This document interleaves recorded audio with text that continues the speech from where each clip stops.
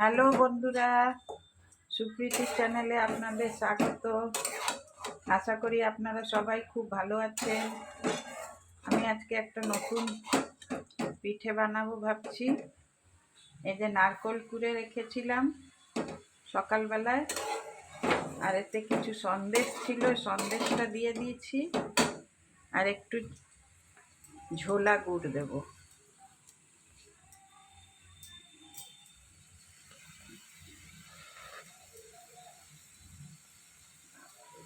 তাই যাচ্ছে না তো, তাই এখন একটু ছোলা গুড় দিচ্ছি, অল্প একটু, বেশি দেব না, বেশি মিষ্টি দেব না। এবার মিডিয়াম ফ্লেমে এটাকে করে নেব।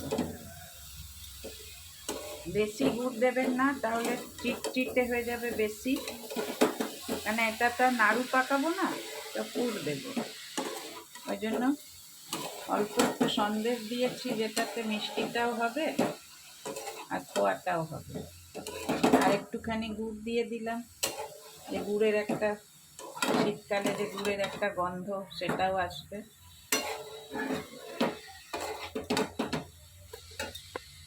আঁচটা একটু কম করে আপনারা করবেন, যেন পুড়ে না যায়।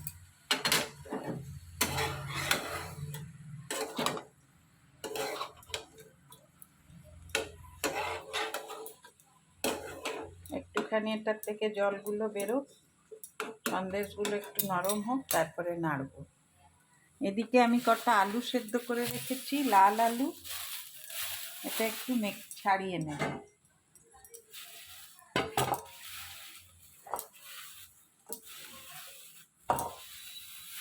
আপনারা কুকারে এটা সিটি দিয়ে নেবেন, একটা সিটি দিলেই হয়ে যাবে। আমারটা একটু মনে হচ্ছে বেশি গলে গেছে, ছালগুলো ছাড়িয়ে নেব।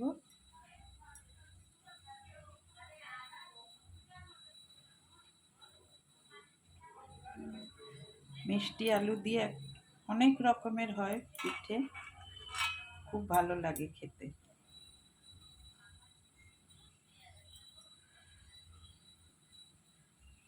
এখন বন্ধুগণ দেখুন, ম্যাশার দিয়ে এটাকে ভালো করে আমি ম্যাশ করে নিচ্ছি। আপনারা চাইলে হাত দিয়েও করতে পারেন, হাত দিয়েও করা যায়। এটাকে ম্যাশার দিয়ে ভালো করে ম্যাশ করে নিয়ে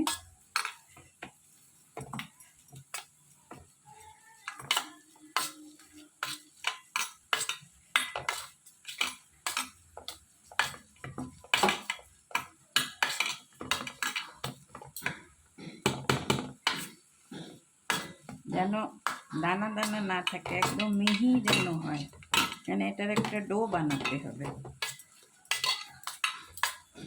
হয়ে গেছে।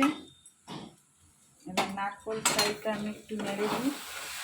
দেখুন এটা কতটা শুকিয়ে গেছে।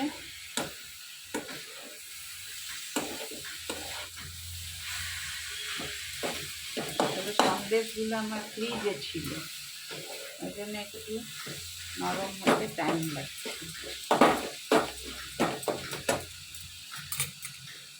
গ্যাসটা একটু কম করে দেবো।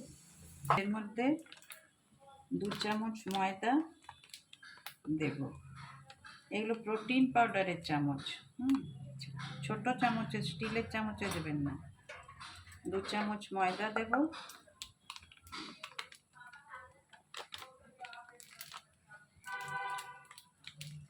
বেশি ময়দা দেবেন না, তাহলে লাল আলুর টেস্টটা নষ্ট হয়ে যাবে। আর 1 চামচ সুজি দেব। 1 চামচের একটু কমই দেবেন। আমার 250 গ্রাম মতন, 250-300 গ্রাম মতন আমার আলু ছিল। দেখুন এটাও প্রায় হয়ে এসছে।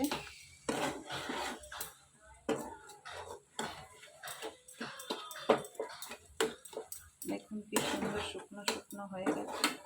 আর একটু আমি গ্যাসটা একদম লো করে রেখেছি, না একটু লেগে যাবে। অল্প একটু নুন দেব।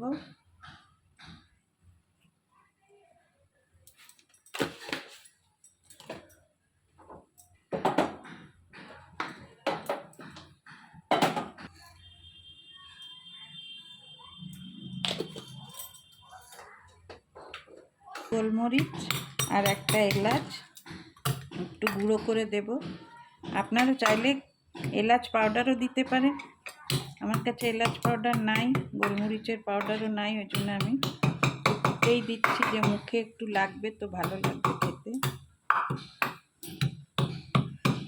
গোলমরিচ পাউডার আমার ছিল, গোলমরিচ পাউডারটা বেশি দিন হয়ে গেলে না ওটার গন্ধটা নষ্ট হয়ে যায়, ঝাঁঝটাও চলে যায়। ওই জন্য আমি গোলমরিচ যখনই কিছুতে দিই একটু গুঁড়ো করেই দিই। বেশি দেবেন না, অল্প একটুই দেবেন। এইটা আমার হয়ে গেছে, এবার গ্যাসটা বন্ধ করে দেবো। আর ডোটা আমি বানিয়ে নেব।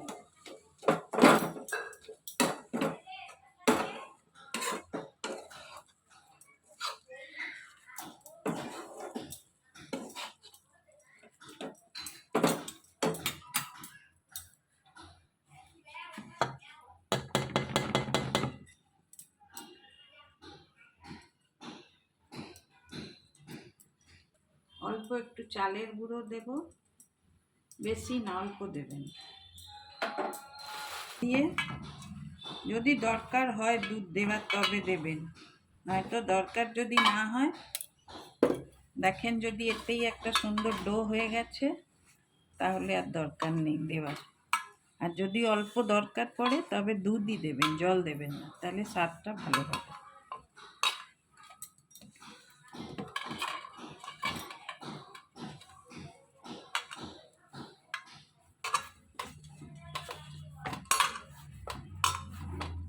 দেখুন সুন্দর এমনি একটা আমি ডো তৈরি করে রেখেছি।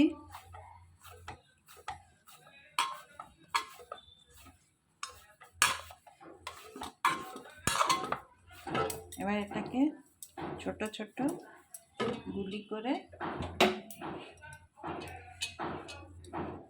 প্রথমে পিঠেগুলো তৈরি করে নেব।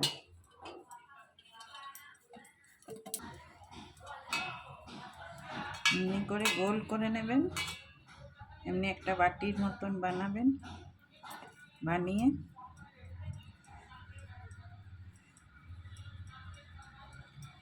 একটু করে পুর এর ভেতরে দিয়ে দেবেন। যতটা দরকার অতটাই দেবেন, বেশি দেবেন না, না তো ফেটে বেরিয়ে যাবে।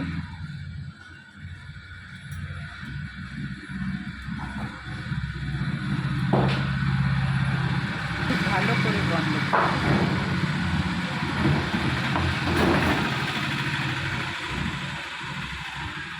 মুখটাকে সুন্দর করে বন্ধ করবেন। আপনারা যেরকম শেপে পারেন দিতে পারেন, কেন এটা তো ভাজা হবে। খালি খেয়াল রাখবেন যে শেপটাই দেন যেন ওটা ভেঙে না যায়। আমি এই একটা বানানো, এটা তো ভাজা হবে, খালি খেয়াল রাখবেন যে শেপটাই দেন যেন ওটা ভেঙে না যায়। আমি এই একটা বানালাম, এই রাবড়ি বানিয়ে রাখলাম।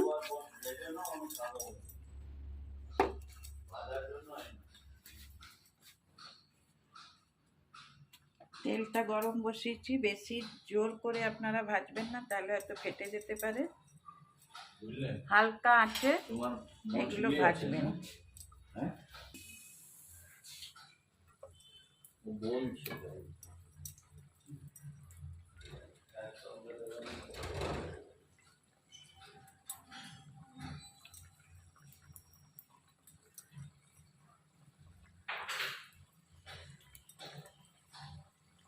বেশ এমনি হালকা হালকা বীজ বীজ করে ফুটবে, এরকমভাবে ভেজে নেবেন। একসঙ্গে বেশি দেবেন না, তাহলে ভেঙে যাওয়ার চান্স থাকে। আর কম আঁচে ভাজলে ক্রিস্পি হবে ভালো, ভেতর পর্যন্ত পুরো ভাজা হবে। কেননা সুজিটা কাঁচা থাকে, ময়দাটা কাঁচা, চালের গুঁড়োটা, ওগুলো একটু না ভাজলে টেস্ট হবে না। আর সঙ্গে সঙ্গে নাড়বেন না, একটু কড়া হতে দেবেন, তারপরে নাড়বেন, তাহলে ভাঙবে না, সুন্দর হবে। হালকা হাতে এগুলোকে পাল্টি করে দেবেন। দেখুন একটাও ভাঙেনি আমার। এগুলো একটাই ভয়, শুধু ভেঙে যাওয়ার। তবে আপনারা কম আঁচে বানাবেন, ভাঙবে না। এরপরে এগুলোকে লাল লাল করে ভেজে নিন ডুবো তেলে। আঁচটা জোর করবেন, আঁচটা জোর করলেই ওপরগুলো পুড়ে যাবে আর ভেতরটা ভালো করে ভাজা হবে না। নারকেলের ছাই যেটা বেঁচে ছিল সেটা রেখে দেবো ফ্রিজে, আবার কোনো একদিন বানাবো। এখন তো আমাদের অঘ্রাণ মাস থেকে আমাদের পিঠে শুরু হয়ে যায়, একদম পৌষ মাঘ পর্যন্ত চলবে, ফাল্গুনে আমাদের শেষ হবে পিঠে বানানো। কিছুই বানাতেই হবে, কিন্তু কোনো নোনতা পিঠে বানালে চলবে না, সব মিষ্টি পিঠে বানাতে হবে। আর প্রতিটা রেসিপি আপনাদের সঙ্গে শেয়ার করব, আপনারা দেখবেন। খুব সুন্দর লাল করে বেশ কড়া করে ভেজে নেবেন। দেখুন বন্ধুরা, সুন্দর ব্রাউন কালার হয়ে গেছে।